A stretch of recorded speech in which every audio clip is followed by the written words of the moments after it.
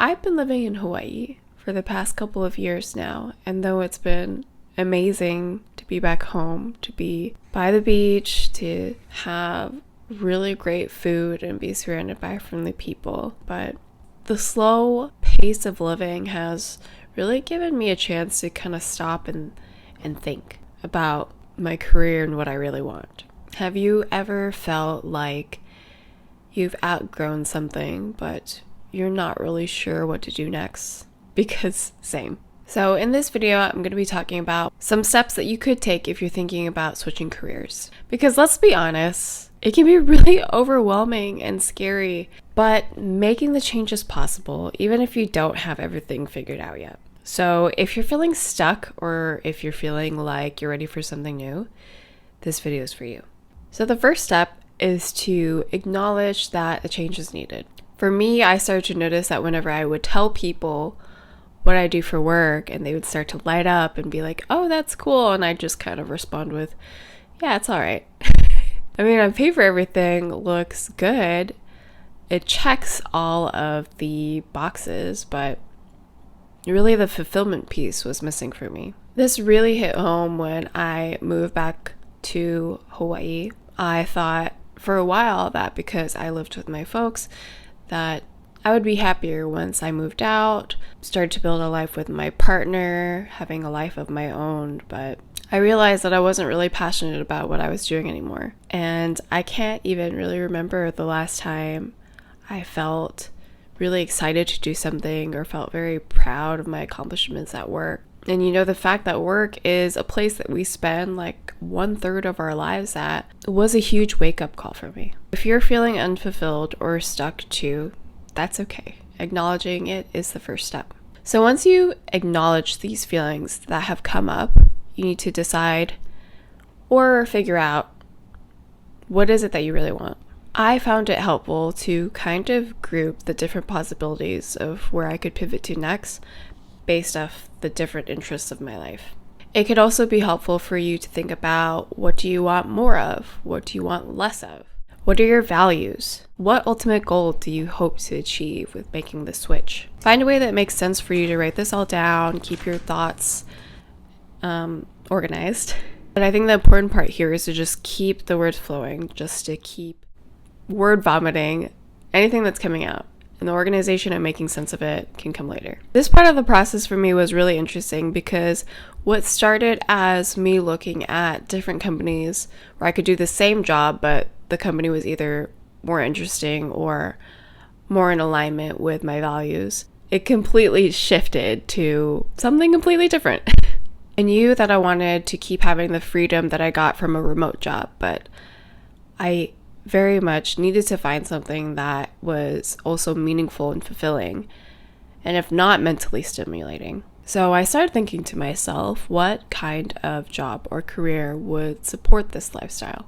So once you've acknowledged that you're feeling a certain way and you reflect a little bit about what is it that you actually want, now it's time to do some more research. Whether you're looking to make a more lateral change or if you're looking to completely change it up and do something different, spend a good amount of time just trying to explore your options here because the world truly is your oyster. When I did this, I went down a bit of a rabbit hole, but it was really eye-opening to just see all the different options out there, and it really helped to narrow down what path I wanted to take. For example, I started looking up other project management or sales jobs at different companies that were more in line with my interests.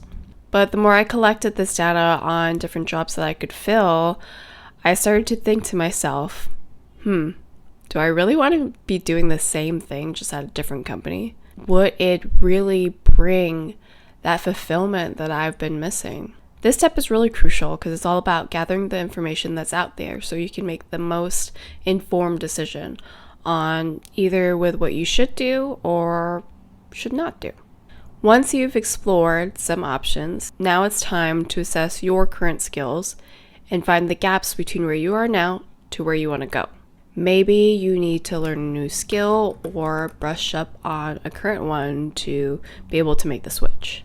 Or maybe you need to go back to school to get a whole new degree. I realized going back to school was the right step for me. That's when I started researching different licensure options, different accrediting bodies, and different schools, of course. And honestly, it was a lot to take in at first, but the more I got into it, the more I started consuming all this different information and seeing how other people were able to create that sort of dream that I'm more in alignment with. I got excited. And if you find yourself getting excited through this process as well, that could be a sign that you're headed in the right direction. Now that you've had time to really narrow down what path you want to take, it's time to make an action plan. This is where you break things down step by step to make achieving your goal feel a little bit more manageable. With keeping the end goal in mind, try to take into account all the different considerations or steps, actions, or fees needed, as well as deadlines to make sure that you're hitting the mark. I like to set small goals with a timeline so that I don't feel overwhelmed. When I was making my plan to apply to go back to grad school, I broke it down with simple steps like finish my personal statement by this date, or prepare reference materials for my recommenders by this date. It's also helpful for you to backwards plan. So like for example, if your end goal is to get to this job, think about, do you need that licensure? If you need that licensure by a certain date to be able to complete your application process, etc., etc. And finally, the most important step is to take the first step. Whether it's sending out a message or signing up for a course or even reaching out to your network to see who it is you can call upon to maybe conduct an informational interview to learn a little bit more about people actually in the field. The key is to just start. It's less about having everything figured out and more about just having that momentum of continually moving forward. My first step was conducting YouTube research, and as I mentioned earlier, went very much down the rabbit hole, all about how to become a therapist. And miraculously, I just started meeting people in the mental health field, and I was able to get their perspectives. And honestly, just having these experiences have given me so much clarity. Whatever the first step is, it doesn't have to be huge. It just has to happen. So if you're thinking about making a shift in careers, I hope this video was helpful for you to get a little bit of guidance on where to start. It's a big decision, but it's also a chance for you to do something that really excites you and brings you fulfillment. Trust the process, and if I can get through this as an overthinker person that's constantly stuck in analysis paralysis, you can too. So thanks for watching, and I will catch you in the next one.